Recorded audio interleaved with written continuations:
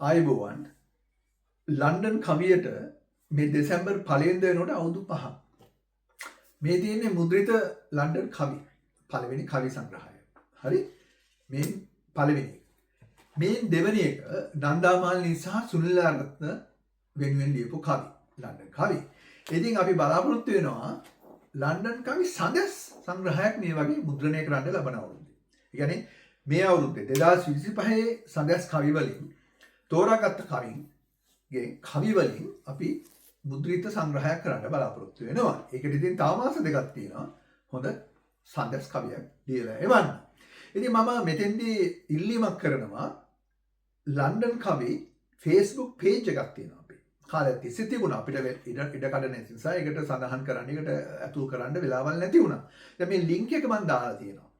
මේ මාසේ ඉඳලා ඔබේ කවිය ඔබම මේ page එකට මේ link එකෙන් ඒ page එකට ගිහිල්ලා ඔබේ කවිය සඳහන් කරන්න එතන. හරි? ඒ පළවෙනි සැරේට පටන් ගන්න මේ මාසෙන් ඊට පස්සේ ඔබේ කවි පස්සට තියෙන කවි සැරින් සැරේ ඔබටම ඒකට ඇතුල් කරන්න පුළුවන්. ඒකල ෂෙයා කරන්න එක ඒ විදිහට. අනිත් එක දැන් ඒ පළ කරනකොට ලන්ඩන් කවි ලෝගෝ එක නැතුව කරන්න එපා. ලෝගෝ එකත් එක්කම කරනකොට සමහරු මම දැකලා තියෙනවා ලෝගෝ එක නැතුව තමන්ගේ කවිය විතරක් පළ කරනවා ලන්ඩන් කවි එක පළ වුණාට පස්සේ.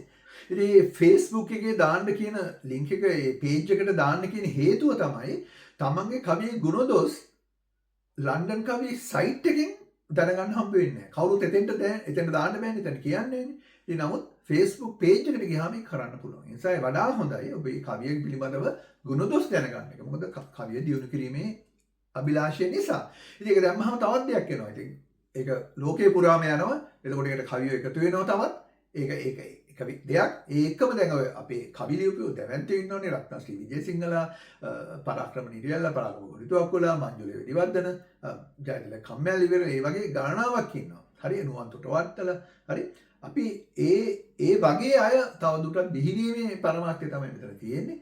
ඉතින් කොහොම හරි මේ link එකට ගිහිල්ලා ඔය කවිය මේ සැරේ පළ කරන්න උත්සාහ කරන්න. හරි?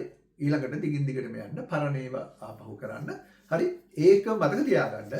ලන්ඩන් කවි සඳස් කවියට ඔබේ හොඳ කවියක් එවන්න. ඒ තෝරාගත්ත කවි ගානාවක් තමයි අපි පළ කරන්න බලාපොරොත්තු වෙන්නේ. ඉතින් කවිය වෙනුවට ස්තුතියි. අපි වෙලාවක නැවත හමුවෙමු. ස්තුතියි.